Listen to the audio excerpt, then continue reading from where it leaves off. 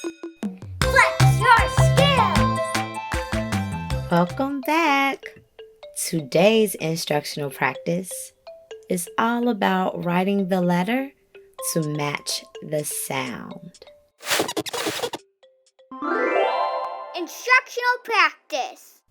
When we write letters to match the sound, we are doing a very important skill that is not only going to help us to be able to have a solid connection between phonemes or sounds and graphemes, letters, but knowing the sounds and letters will help us as we become better writers. So again, for each letter, you have a specific sound that's going to help you. So let's think about the letter T. For the letter T, the sound we make is T.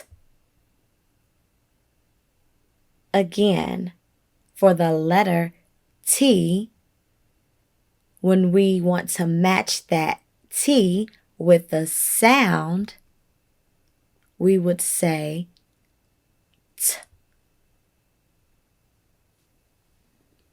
And not only do you need to match the letter with the sound as we just did as we were talking, you are going to take this another step further by writing that letter that matches the sound.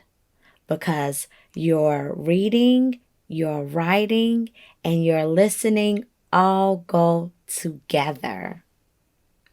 Thank you for joining me today.